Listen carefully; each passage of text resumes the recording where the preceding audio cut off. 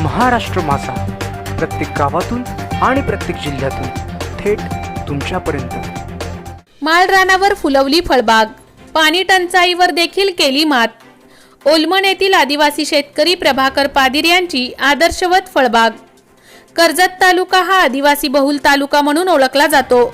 याचे कारण तालुक्यात आदिवासी दुर्गम भाग मोठ्या प्रमाणात आहे, तर या भागात पाण्याचे मोठे दुर्भिक्ष आहे। अशात याच पाणी टंचाईवर मात करत तालुक्यातील ओलमण येथील आदिवासी शेतकरी प्रभाकर रामचंद्र पादीर यांनी चक्क माळरानावर फळबाग फुलवली आहे।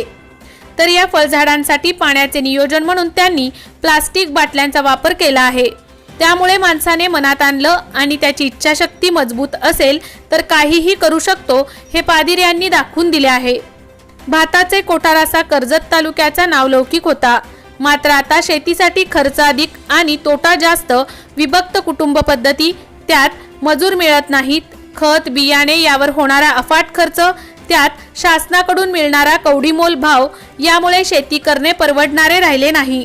त्यामुळे मागील काही वर्षात तालुक्यात हजारो एकर शेती बिनशेतीमध्ये रूपांतरित झाली आहे, तर याच शेतीवर गृहप्रकल्प व फार्म हाऊसेस उभे राहत आहेत। मात्र दुसरीकडे वडिलोपार्जित शेती सांभाळण्यावर आजही काही शेतकरी भर देत असल्याचं सकारात्मक चित्र आहे। तालुक्यातील ठाणे जिल्ह्याच्या हद्दीजवळ असलेला ओलमण गाव हे मोजक्याच घरांची वस्ती असलेले गाव।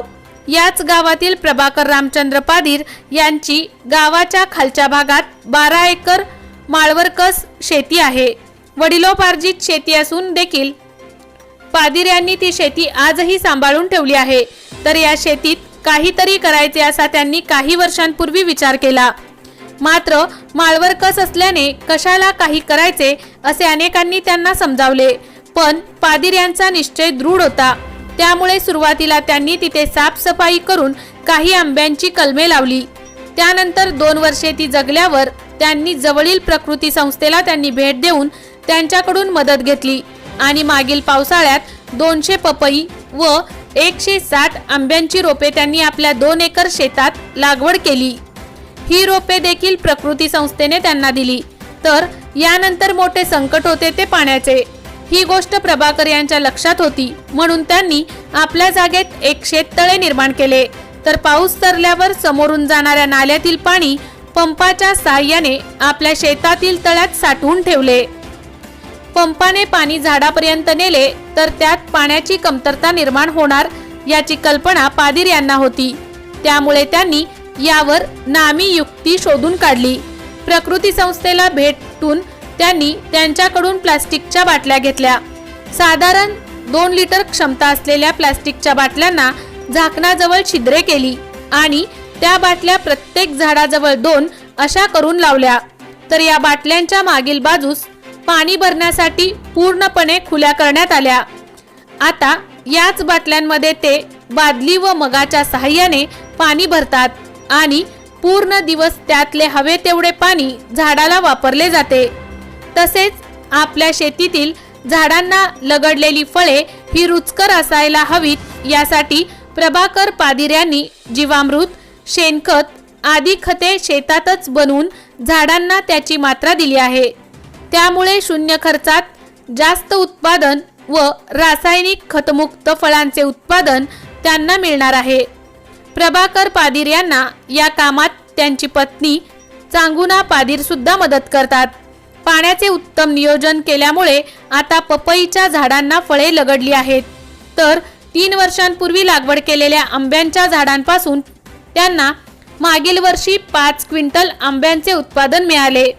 यंदा आंब्याच्या झाडांना देखील मोहर चांगला आला असून आंबे आणि पपई अशी दोन्ही झाडांचे चांगले उत्पादन त्यांना मिळेल अशी आशा आहे। तर प्रभाकर पादीर यांची ही शेती सगळ्या शेतकऱ्यांसाठी आदर्शवत ठरत आहे। माणसाने ठरवलं तर त्याला काहीही अशक्य नाही। शेती ही आपली आई आहे, तिच्यात घाम गाळला तर कातळ असलेल्या भागात सुद्धा पीक बहरते। मी विचार केला होता, त्याला प्रकृती संस्थेची साथ मिळाली, त्यामुळे आज 2 एकरावर माझी शेती बहरली आहे। यंदा चांगले उत्पन्न मिळाले तर हीच शेती अजून वाढवण्याचा माझा मानस आहे। प्रभाकर रामचंद्र पादीर, आदिवासी शेतकरी, ओलमन. महाराष्ट्र माझासाठी गणेश पवार, कर्जत. आम्ही ग्रामस्थ मंडळ अंजप यांच्या वतीने आज या ठिकाणी आपणास काही माहिती देऊ इच्छितो. एनर्जी असोसिएशन स्वित्झर्लंड यांच्यामार्फत गाव पाणी पुरवठा योजना अंजप गावासाठी 2010 साली राबवण्यात आली. ग्रामपंचायतीच्या ठरावातून ती गावातील एक पिण्याचीच पाण्याची योजना असल्या कारणास्तव ग्रामपंचायतच्या माध्यमातून ती हँडवर्क करण्यात आली.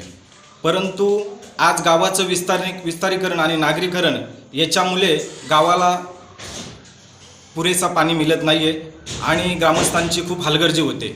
आज जे स्टँडपोस्ट आहे त्या स्टँडपोस्टवरती 40-50 महिला एकत्रितरित्या येऊन पाणी भरण्याचा प्रयत्न करत असतात, परंतु त्यांना एक हंडाही पाणी मिळत नाही आहे. आम्ही ग्रामस्थांनी त्यांच्याकडे मागणी केली असता त्यांनी आम्हाला आरेरावाची भाषा केली आणि ती माझ्या स्वतःच्या मालकीची असून ती मी करेल त्याच पद्धतीने किंवा मी तिचं नियोजन करेल त्याच पद्धतीने तिचं पाणी तुम्हाला मिळेल. यानंतर तुम्ही माझ्याकडे कुठल्याही प्रकारची तक्रार करायची नाही आहे, अशा पद्धतीची आरेरावी करून त्यांनी तिच्यावरती मालकी हक्क दाखवलेला आहे. आम्ही ग्रामस्थ ग्रामपंचायतीकडे आज अर्ज देऊन या ग्रामसभेमध्ये आम्हाला न्याय मिळावा अशी मागणी करत आहोत. परंतु आज ग्रामस्थ उपलब्ध नसल्यामुळे ही मासिक सभा ग्रामसभा तहकूब करण्यात येत आहे. परंतु आम्हाला योग्य तो न्याय मिळावा. पाणी मिळत नाही आहे आणि त्यांच्याकडे 3 साईट उपलब्ध आहेत.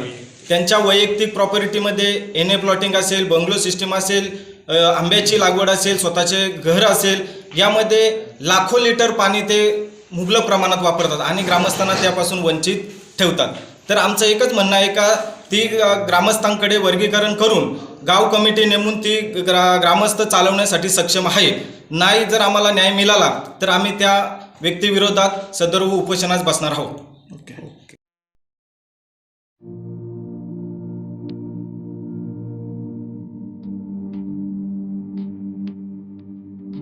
मोठे वेणगाव येथील आयुष फार्म हाऊस, जिथे तुम्ही घेऊ शकता तुमच्या परिवारासह सुट्टीचा आनंद. निसर्गाच्या सानिध्यात आणि कर्जत शहरापासून अवघ्या हाकेच्या अंतरावर असलेलं आयुष फार्म हाऊस पर्यटकांसाठी सज्ज आहे. राहण्याची व जेवणाची उत्तम प्रकारे सोय, तसेच स्विमिंग पूल, रेन डान्स, एसी रूम, खेळण्यासाठी ऐसपैस जागा, गेम आणि आकर्षक गार्डन तसेच सर्व सोयी सुविधा उपलब्ध. पत्ता मोठे वेणगाव, कर्जत, रायगड. बुकिंग साठी संपर्क भाई गायकार 88 88 38 11 11, अभिषेक गायकार 88 88 37 11 11, अवंतिका गायकार 77 20 04 56 78. तुमच्या परिवार आणि मित्रांसोबत सुट्टीचा आनंद घेण्यासाठी आताच बुक करा आयुष फार्म.